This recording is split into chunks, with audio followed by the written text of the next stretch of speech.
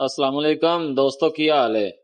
ਅੱਛਾ ਦੋਸਤੋ, ਅੱਜ ਕੱਲ ਤੁਸੀਂ ਵੇਖਦੇ ਪਏ ਹੋ ਕਿ ਟਿਕਟੌਕ ਤੇ ਨਾ ਆ ਇੱਕ ਬੜਾ ਟ੍ਰੈਂਡ ਚੱਲਿਆ ਹੋਇਆ ਵਾ। ਦੋ ਯਾਰ ਹੱਥਾਂ 'ਚ ਹੱਥ ਪਾ ਕੇ ਤੇ ਉੱਤੇ ਚਾਹ ਡੋਲਦੇ ਨੇ ਤੇ ਵੇਖਦੇ ਨੇ ਵੀ ਕਿ ਯਾਰੀ ਕਿਹਦੀ ਗੂੜੀ ਹੈ।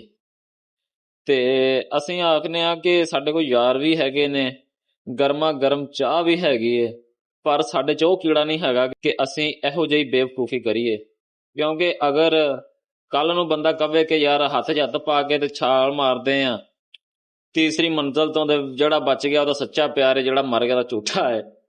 ਇਹ ਬੇਵਕੂਫ ਵਾਲੀਆਂ ਹਰਕਤਾਂ ਨੇ ਜਨਾਬ, ਇਹ ਸਾਰੀਆਂ ਇਹ ਹੱਥ ਛੁਡਾਉਣ ਵਾਲੀ ਗੱਲ ਹੈ। ਯਾਰੀਆਂ ਜਿਹੜੀਆਂ ਨਾ ਔਖੇ ਵੇਲੇ ਦੀਆਂ, ਔਖੇ ਵੇਲੇ 'ਚ ਪਤਾ ਲੱਗਦਾ ਜਦੋਂ ਯਾਰ ਬੇਲੀ ਨਾਲ ਖੜਦਾ ਕਿ ਭੱਜਦਾ। ਤੇ ਯਾਰ ਬੇਲੀ ਹੁੰਦੇ ਨੇ ਤਿੰਨ ਤਰ੍ਹਾਂ ਦੇ।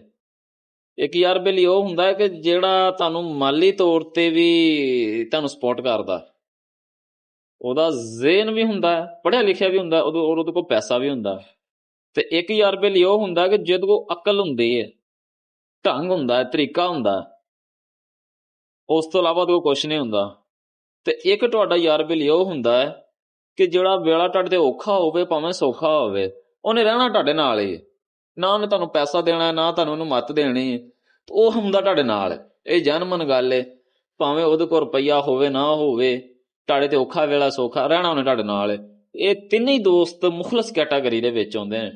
ਤੇ ਅਗਰ ਕਿਸੇ ਦੇ ਕੋਲ ਇਹਨਾਂ ਤਿੰਨਾਂ ਦੋਸਤਾਂ ਦੇ ਵਿੱਚੋਂ ਇੱਕ ਵੀ ਮੁਖਲਸ ਯਾਰ ਏ ਤੇ ਉਹ ਹੱਥ ਕੁੱਟ ਕੇ ਫੜ ਕੇ ਰੱਖੇ, ਤੇ ਚਾਹਵਾਂ ਡੋਲ ਡੋਲ ਕੇ ਉਹਨੂੰ ਸਾੜੇ ਨਾ, ਉਹਨੂੰ ਕੋਠੇ ਤੋਂ ਛਾਲਾ ਨਾ ਮਰਵਾਵੇ। ਮੌਲਾ ਖੁਸ਼ ਰਹੇ।